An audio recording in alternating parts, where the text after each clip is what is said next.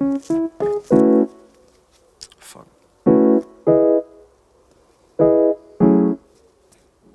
This deck list is ready for Yu-Gi-Oh! Nationals and I can't wait. It's been in such a crazy build up and I'm bringing Mannadium as my deck, and when you're seeing this I've probably come back from Nationals. So one thing to say is I've made the deck and I thought I perfected it, and then I cut the deck out completely. Playing a deck that everyone thinks is just a dupe of the best deck in the game but a weaker version is super challenging. To play at the top level I need to be more consistent and honestly more disciplined with what the competitive version is, and I know what that is, and since then I've tinkered with it and I think I've found a good build, albeit I'm really nervous because it feels really experimental, but that's the fun of Yu-Gi-Oh! What we're playing with right now, what we're testing with, what we think is the best version is just the surface of the deck, and I'm coming to show you guys what I'm going to do after Nationals when I can really get experimental. Alright guys, I think I've said everything I needed to say. I'll see you guys in UK Nationals.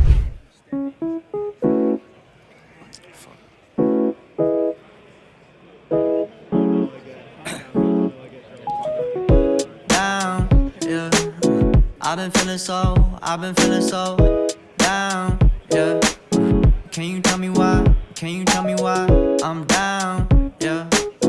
No friends of mine around, yeah. Now I'm thinking This is my deck profile for Mannadium, which I took to UK Nationals. Originally was just a copy paste of Super Heavy Samurai with just a bunch of hand traps. So I went for a different build. I'm going to start with just what I've played and then I'll expand on some stuff. So first thing, what I learned after doing the original content for the deck is have to play the Prisma package, because this card is a 1-card Baron and 3 Material Appaloosa, because you can bait everything without even doing a normal summon, without committing any of the Mannadium tuners. That's just reason enough to do it, and it's also the best Nibiru bait as well, because again, you don't commit anything and it's very threatening. So I think the more I played the deck, I just learned how to actually use them. So I found that Mannadium Fearless is wicked going second, because when you pop it, your singles gain 500 attack during the battle phase only, and it's really good for OTK. I went into Prime Heart quite a lot. You do go into, well, at least I went into Prime Heart quite a lot, and I was actually on the thinking of taking it out because I thought I'd never go into it. But again, I've gone through a lot of changes in this deck and I play it much differently now. So obviously the level 2 thing does make things really awkward when you do get disrupted, because a level 2 and like a Visas is nothing, whereas like a Meek as a level 4 and Visas is Prime Heart. Meek is MVP. This, you want to see this card because this is what makes your Accel into Baron or Beast Dispatch alive. The main thing about the deck as well is like going into that line. Nearer to the end of sort of day 1, I found myself having a normal summon of Meek or Fearless, activating Starfrost as chaining 1, targeting Meek to pop. They will do like a hand trap or something, right? Like a disruption. But then I will do Reamheart as chaining 2 to ensure I get the pop, and I've essentially just let them, like someone would gamma me, Visas will go grave, which I want anyway, and then the Reamheart would resolve. And it's like chaining 1, 2, and then the field spells chaining 3. With the Prisma package, you rinse these out quite a lot. I was actually quite nervous about running out of copies of Visa Starfrost as well, because it's a light monster, by the way, as well. You can use this and like the Mannadium tuners into Prime Heart, just so you know. Realm Heart is really important. The field spell ruins it because it's a light monster. It gains attack for every tuner in field and graveyard. The shuts out the synergy with this and the 2 tuners, just keep that in mind. For the next engine, which is the Scarecrow engine, I was debating quite a lot about whether to run this at more ratios or anything like that. If I did that, I would see them more often. And these are cards you don't really want to see. You really want to maximize seeing these when you search. Knowing that I can have Arrival in hand makes me like really comfortable when I play through Disruption, because I know that Arrival can turn into like a Crush Sheep, because bring back Visas, Lightheart comes back, make Crush Sheep, make Vicious. This card MVP, I took at so many Floodgate, so many ways I would use this pop effect. What can I say? This is like the best and worst field spell in the game, man, because yeah, it searches Visas, or you can search a Mannadium. The stat modification ruins the synergy with Realm Heart, so you can't special your tuners, and that will always come up, unfortunately. I think it just took some getting used to. It's hard to explain, but it took some getting used to. Once you do enough combos, you'll like hopefully start to see it. Again, you know, with tuners being popped by Battle Card Effect, you can bring them back. I actually started bringing back Visa Starfrost. Tried chaining 1 Visas and they gammed it. My field spell would bring back the Visas because it's a tuner that's been popped, so that was something really, really sick, and I think I went to like a Prime 1 OTK someone. So best card of the deck. I actually was playing this at 2 until last minute I made the change to 3. The deck count is 43, by the way, and every time I see this card and like I'm playing for Disruption, literally it's like the Yusei Fudo music is being put on, the theme song's on, and I'm just making crazy plays. So I can pop any monster, any type of monster, even a Nibiru token, which some people are shocked about.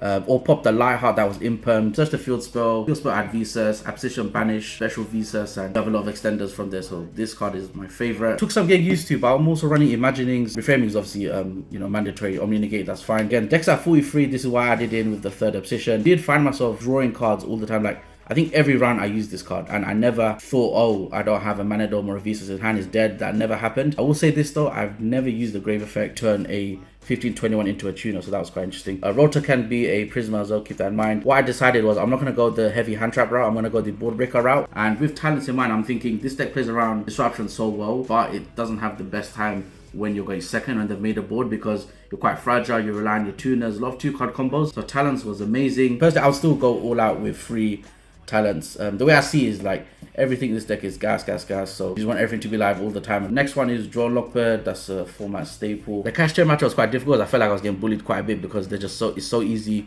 for them to banish like extra deck stuff. Pure was amazing. I was scared of Purely, never played against any. Matchups where it did do well was pretty crazy because I would like tribute their Sprite Red. The attack is actually my favorite thing about this card because 3k is crazy. In my opinion, this deck doesn't actually OTK as easily as I thought, but Vicious is there as like control to pop stuff.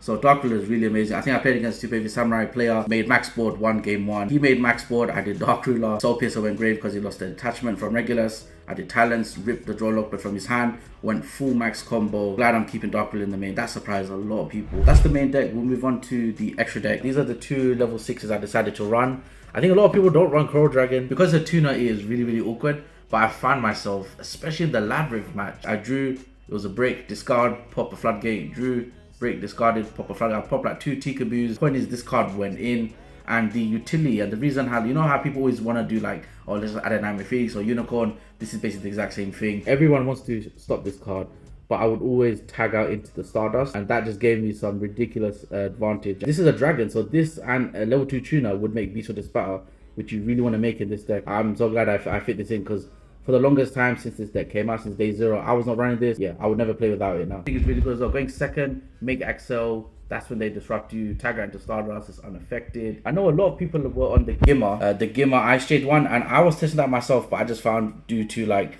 the other tech cards I ran, I took it out. I think these were enough. I never needed more. Chaos Angel, unfortunately, I didn't go into this as much. Your synchros can't be, I think, affected by activated monster effects. Can't be Nibiru. Doesn't get better than that. The negation is really tricky, and a lot of people for some reason were really scared of this card. I think because it's 3500, people were just like, they don't want to be OTK'd, right? So I think that's why they took that out. With this card though, is when it came back to our turn and I would draw a card and I'd be like, oh, there's nothing I can do because I've used my Mannadium tuners. Special summon the Realm Heart that's banished for the Vicious Shroud, and there's your engine. This card went from never being in my extra deck to literally summoning it nearly every round. What you might not know is this card doesn't need any non-tuners, which means I can use Visa Starfrost, a Mannadium Fearless, and a Mannadium Fearless, which means he's can't be targeted by card effect. You can attack 3 times. If you popped a Fearless, your synchros get 500 stack during the battle phase. So he's an OTK machine. I was basically doing try-hard stuff with this card. I think if I went into this more, I would have done so much better, but the reason why you play Baguska is when you get hand trapped in too much, or just a drawn lockbird or shifter. Play Baguska and I think 9 times out of 10 you will be okay. 2 Vicious Shroud. I could see 3 in the future. This card terrorized people. I would summon this all the time. They would do like 2-3 negates, disruptions, summon Vicious Shroud, because remember it's just a summon, it's not an effect.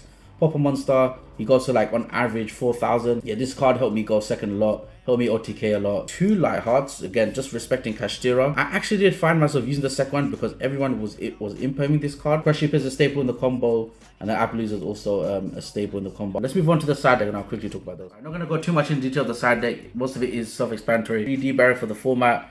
1 red Lotus RIP is banned now. What I would do going first is side the Thrust as well to set any of those guys. 3 evenly was my back row hate of choice.